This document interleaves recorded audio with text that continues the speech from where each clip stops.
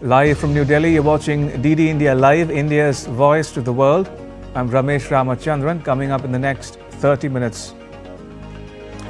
Prime Minister Narendra Modi inaugurates an all-weather tunnel in India's Jammu and Kashmir. 10 million devotees take holy dip at India's Prayagraj as the world's largest spiritual gathering begins. And the maiden Kho Kho World Cup to kick off in New Delhi on Monday.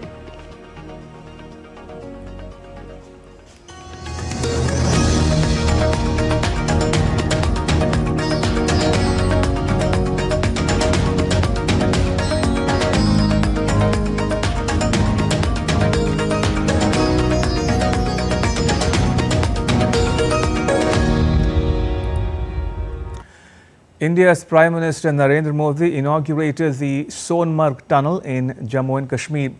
The Sonmarg Tunnel project, around 12 kilometers long, has been constructed at a cost of over 2,700 crore rupees.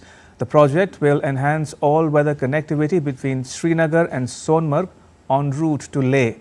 The Prime Minister also interacted with the project officials and met the construction workers who worked meticulously amid harsh conditions to complete the tunnel, acknowledging their contribution to this engineering feat.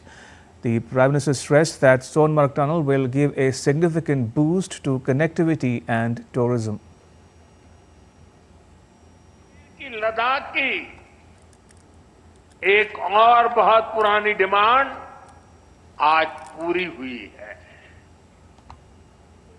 और आप पक्का मानिए ये मोदी है, वादा करता है तो निभाता है। और मेरा तो हमेशा एक मंत्र रहता है, जिसका प्रारंभ हम करेंगे उसका उद्घाटन भी हम ही करेंगे। अब बर्फबारी के दौरान एवलांच से या फिर बरसात में होने वाली लैंडस्लाइड के कारण जो रास्ते बंद होने की परेशानी आती थी, वो परेशानी कम होगी। And now to news from the Maha Kumbh, the largest gathering of humans on the planet.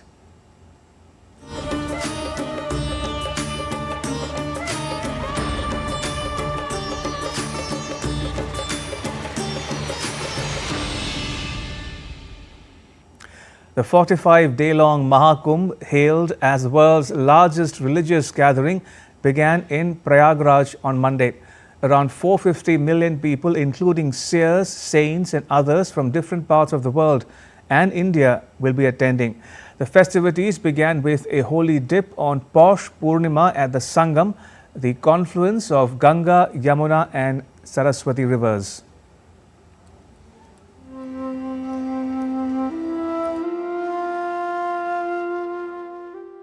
Maha Kumbh 2025, the largest religious gathering on earth, commenced with a holy dip in the Sangam, or the confluence of Ganga, Yamuna and the mythical Saraswati rivers in the North Indian city of Prayagraj early on Monday. The 45-day-long religious festival, beginning on the occasion of Posh Purnima, occurring on the 15th day of the Shukla Paksh or the waxing phase in the Hindu month of Posh, heralds the arrival of the full moon. Additionally, Posh Purnima marks the initiation of Kalpavas, a period of intense spiritual practice and devotion observed by pilgrims during the Mahakumbh Mela. With over 45 crore devotees expected to visit Mahakumbh, the festival started on Posh Purnima, which is Monday, and will be followed by 3 rituals known as Amrit Snan, which will take place on Makar Sankranti on January 14th, Mauni Amavasya on January 29th and Basant Panchami on February 3rd. Subsequently, the Mahakumbh will conclude on Mahashivratri, which falls on February 26th. Amrit Snan holds immense spiritual significance, as it is believed that taking a dip at the Sangam on auspicious days grants manifold blessings. It is said that this holy bath not only absolves the sins of the present life, but also erases those of past lives. Additionally, it is believed to bring peace to the souls of one's ancestors. The administration has made elaborate arrangements for a smooth conduct of the fair and unprecedented security arrangements in the Prayagraj town and nearby places. AI-driven cameras, drones and anti-drone systems were being installed for effective monitoring of the crowd. Thousands of security personnel were deployed.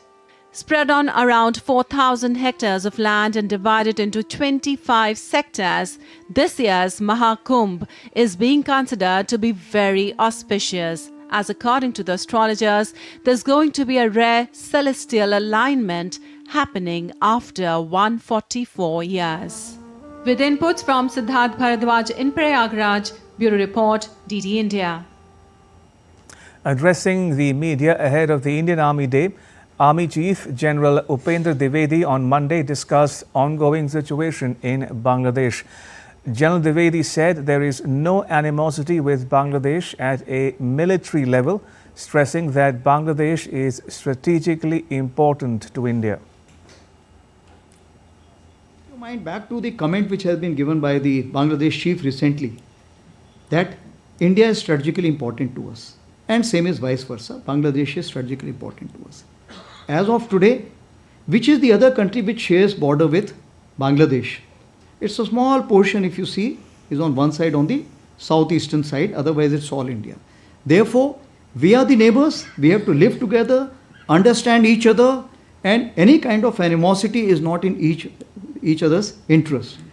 As of today, firstly, there is no vulnerability from any side. I am in touch with the chief of Bangladesh. During the time of when this changeover took place, I was in constant touch with him, and even thereafter in November 24 we had a video conference also. As far as the military cooperation is concerned, is again going up in the same way. Our officers have moved there for the NDC also. There is no let up on that side. South Korea's acting President Choi Sang-mok on Monday called on presidential security and police to refrain from using violence while executing an arrest warrant for impeached President Yoon Suk-yeol. On Sunday, the lawyer of President Yoon has said that he will not attend the first hearing of his impeachment trial because of safety concerns. The Constitutional Court has scheduled 5 trial dates spanning 14th January to 4th February, which will proceed in his absence if he does not attend. Japan's Foreign Minister Iwaya Takeshi held a meeting with his South Korean counterpart Cho Tae-yul in Seoul on Monday, as the key U.S. allies seek to underscore improved ties and shared security concerns amid the worst political crisis in decades in Seoul. The bilateral meeting marks the first of its kind between the countries since President Yoon Suk-yeol's short-lived imposition of martial law last month, a move that stunned South Koreans. Japan, the Philippines and the United States have vowed to further deepen cooperation under a trilateral arrangement in the face of rising tensions in Asia's waters. Japan's Prime Minister Ishiba Shigeru, Philippines' President Ferdinand Marcos Jr. and outgoing U.S. President Joe Biden met virtually on Monday. The three leaders discussed China's dangerous and unlawful behavior in the South China Sea, and they agreed on the importance of continued coordination in the Indo-Pacific. The leaders agreed to enhance and deepen economic, maritime and technology cooperation. Firefighters raced to contain the frontiers of 2 Los Angeles wildfires that burned for the 7th consecutive day, taking advantage of a brief respite in hazardous conditions before high winds were expected to fan the flames anew. The death toll from the wildfires has reached 24, with many still missing. California Governor Gavin Newsom has said it could be the most devastating natural disaster in U.S. history. By Sunday, more than 100,000 people in Los Angeles County had been ordered to evacuate, while another 87,000 faced evacuation warnings.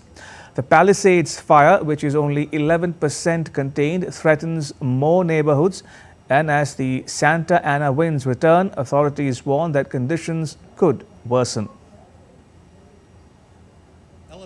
critical fire weather conditions will continue through Wednesday. Please rest assured that your County of Los Angeles Fire Department will be prepared. These winds, combined with low humidities and low fuel moistures, will keep the fire threat in all of Los Angeles County very high. The LA fires have devastated a swathe of city's swanky neighborhoods.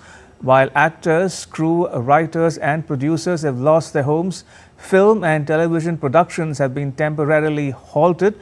The film industry is staring at a long, hard road to recovery and feverish pace of work it has been associated with. Los Angeles wildfires have already caused damage worth billions and the losses are mounting. Apart from the infrastructure devastation, the fires have also had a disastrous effect on the city's vast entertainment industry. Hollywood is already counting the costs of yet another drastic setback that its workers can ill afford. Los Angeles' entertainment sector is worth $115 billion to the region's economy. It was already in dire straits when the fires have further upended the curve against it. The COVID-19 pandemic and recent labor upheavals have already taken their toll in recent years. Stars including Anthony Hopkins, Mel Gibson and Billy Crystal have lost their homes. Many hit television shows including Grey's Anatomy, NCIS, Hacks and Fallout have had to halt shooting. Film LA, which handles permissions for outdoor movie and TV shoots, has warned producers working in or near evacuation zones that the permits can be cancelled. Conditions and logistical issues apart, the industry must consider the optics of returning to normal while swaths of Los Angeles are aflame. Nowhere is this issue more delicate than with Hollywood's ongoing award season, with even the televised announcement of this year's Oscars nominees being delayed. Some are calling for the entire award season to be cancelled. With many jobs at stake, that too will not be an easy call to take. Fires have brought misery and destruction to a large area in and around Los Angeles. They have surely added to the challenges faced by Los Angeles' beleaguered entertainment industry. Bureau Report, DD India. All right, now take a look at what else is making news around the world. In Sri Lanka, 13 reservoirs including Mahakandarava, Mahavilachichia and Nuvara Vahave have started spilling due to high rainfall in catchment areas of the northern part of the island. Residents and locals in vicinity have been advised by the authorities to remain vigilant for sudden floods. A delegation of officials from Hong Kong has arrived in Thailand in connection with a possible human trafficking case. 12 people were lured to Thailand on fake job promises. They've been detained by the authorities but are free to contact family and task force team. Jeff Bezos' Blue Origin called off the launch of its New Glenn rocket after a few anomalies during the mission countdown on Monday. The delay could last beyond 24 hours as the company is examining the technological snag while postponing the inaugural attempt to reach orbit by at least a day. US President-elect Donald Trump has a statue capturing him in a rare moment of calm, crafted by a Chinese designer and sculptor. First gaining attention in 2021, the porcelain figures are now hot again ahead of the January 20th inauguration. Diptanshu Kashyap brings us more. US President-elect Donald Trump is seen sitting in divine contemplation in a craftsman's workshop in rural China, cross-legged with his eyes half closed in a pose evoking Lord Buddha. This version of Trump is the work of designer and sculptor Hong Jinchi. So many people like Donald Trump because he is a funny guy, a man with a lot of backstory and a massive online celebrity. His personality and the shape of the statue are two opposite extremes. He has a lot of famous quotes like, "Make America Great Again." In China, people call him the all-knowing king, as he often says nobody knows more than him, and people have named this statue the all-knowing Buddha of the West. The statues first went viral in 2021, attracting national headlines. Now, with Trump's second-term inauguration on the horizon, they are in high demand once again. Hong created them as a light-hearted joke, but they have become a viral sensation, drawing both amusement and controversy. Each piece is priced between $140 and $2,700. With Donald Trump's re-election, the statue is hot again. I still think he's just as funny. When he was not the president, people were not so interested about the news of the United States. Once he became president, it seems the whole world is bustling. He is in the headlines every day again. Hong's work doesn't stop at Trump. Each figure of Trump comes in a packaging emblazoned with a Chinese phrase that translates to "Make your company great again," a play on Trump's well-worn political slogan. Hong's work doesn't stop at Trump. He is now crafting a new statue of Elon Musk, depicted as a superhero in a suit of armor with a rocket symbolizing the billionaire's ambitions. While Hong's sculptures toe the line between humor and homage, he maintains a deep admiration for Musk's achievement in space exploration and innovation. Diptanshu Kashyap's report for DD India. And still to come on DD India Live. PM Modi to launch Mission Mausam on 14th January, marking 150th Foundation Day celebrations of India Meteorological Department. And Apple exports made in India iPhones worth $12.8 billion in 2024.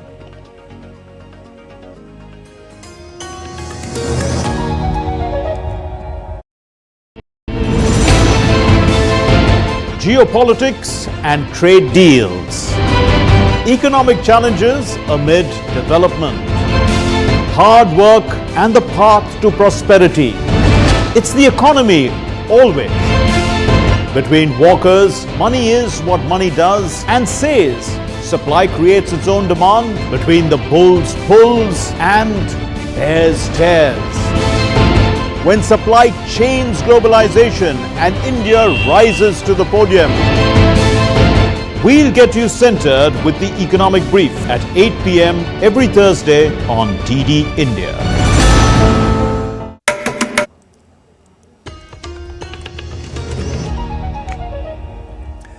You're watching DD India Live. I'm Ramesh Ramachandran.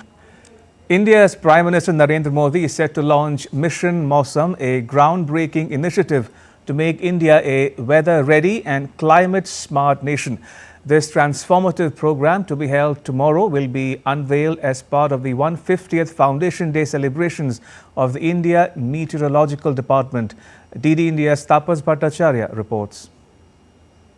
Celebrating its 150th Foundation Day, and to talk about that, I have with me the DG IMD, the Cyclone Man of India, Dr. Mrityunjay Mahapatra. Sir, 150 years, it's a huge legacy, and Prime Minister Narendra Modi himself will be coming and inaugurating your function. Give us a brief idea what exactly we will be expecting in that event. To commemorate this, we will have an inaugural program on 14th January, and Honorable Prime Minister will address the nation. And also we will have a national stakeholder workshop on 14th and 15th. There will be first two sessions on early warning for all. There will be one session on the early warning for all in a global perspective, another session on early warning for all national perspective. The objective is to take stock of the current status of weather and climate services in the globe and in the country, the gap areas, and to strategize the plans of actions to fill those gaps and to improve the services for the people. Mission Mausam is expected to be a major game changer for India, and also I believe that there will be a 2047 roadmap of IMD also. So give us more detail on that. If you We'll have a Vision 2047 which will be released, and also that document brings out about the current status and strategy to move in the Amrit Kal to have an India which will be weather ready and climate smart by 2047.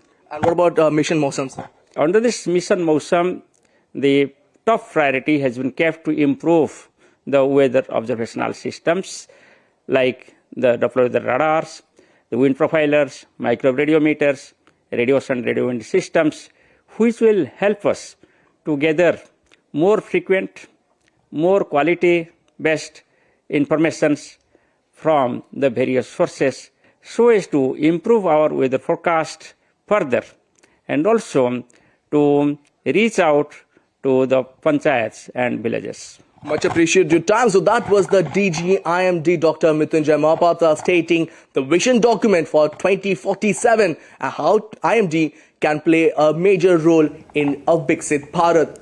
With camera person Naveen, this is Tapush Bhattacharya for DD India from Delhi.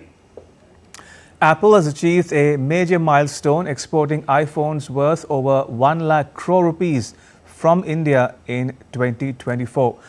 Preliminary industry estimates show exports hitting a record $12.8 billion, a 42% jump from last year, driven by increased local production and value addition. Domestic manufacturing surged 46% to $17.5 billion, with Apple accounting for 3/4 of the output. This marks a significant leap from $9 billion in exports in 2023. India's Minister of Minority Affairs, Kiren Rijiju, signed the Hajj Agreement 2025 with Saudi Arabia's Minister for Hajj and Umrah, Dr. Tawfiq bin Fawzan Al Rabia, in Jeddah on Monday. The agreement secures a quota of 175,025 pilgrims from India for the upcoming Hajj season. During his visit to Saudi Arabia, Minister Rijiju engaged in several high-level meetings. In Riyadh, he met with Saleh bin Nasser Al Jasser, Minister of Transport and Logistics Services, to discuss about potential collaborations in transport and logistics sectors between the two nations. The minister emphasized India's commitment to providing optimal services to Hajj pilgrims. The minister will also visit Medina on Tuesday to inspect arrangements at the Jeddah Hajj terminal regarding the upcoming pilgrimage season. The highly anticipated Steel Fab Expo 2025 began at the Expo Center, Sharjah on Monday, featuring the largest ever Indian participation with over 35 companies under the Confederation of Indian Industry India Pavilion on Monday. This highlights India's growing prominence in the global metalworking and fabrication sectors and strengthens its industrial ties with the UAE and the wider West Asian region. The event will come to a close on the 16th of January. To sports news now, Kho Kho World Cup 2025 is set to kick off at the Indira Gandhi Indoor Stadium in New Delhi on Monday. The event will feature 20 men's teams and 19 women's teams from around the globe. The Indian men's team, led by Pratik Vaikar, will begin their campaign against Nepal on Monday, following the opening ceremony. Meanwhile, the women's team, led by Priyanka Ingle, will face South Korea in their first match on Tuesday. In an exclusive interview with DD India's Narayan Singh, star Indian shuttler and two-time Olympic medalist PV Sindhu said she is fully fit and free from injury concerns right now. She also added that she is ready for the India Open badminton tournament. The world are assembled here in New Delhi to take part in the India Open, and right now I have with us PV Sindhu, two times Olympic medalist. Sindhu, a new season, so how you are approaching this season? I think I'm really happy and looking forward for it because it's the first tournament of the year and in India happening in the home ground, so I hope I do well.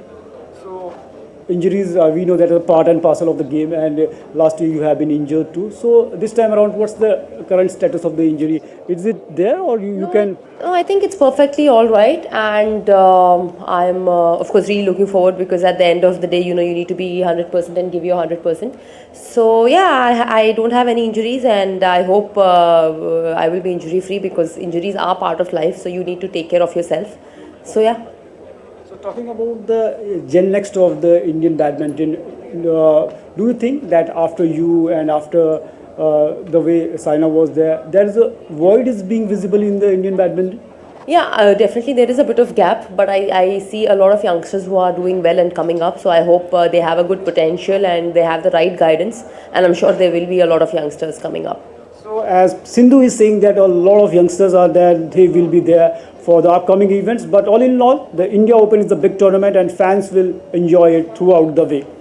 With camera person Vishwabandhu Narayan Singh, DD India, Delhi. A group of street artists have earned praise and a reward from a renowned Thai artist for their over 25-meter-long graffiti art on a temple wall. Famous artist Chalamchai Kositpipats complimented the artists for showing their creativity on a wall near the iconic White Temple in Chiang Rai province.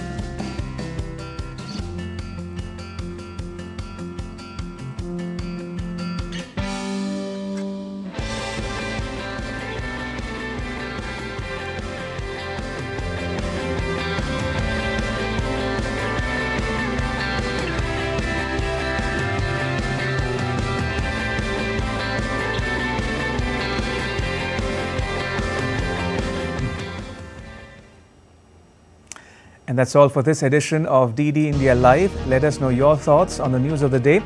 You can get the latest news and updates on the DD India mobile app. It's available on both Android and iOS platforms. Scan the QR code now on the screen to download it. We will be back with more news as it breaks here on DD India. I'm Ramesh Ramachandran. From all of us here in New Delhi, thanks for watching DD India Live.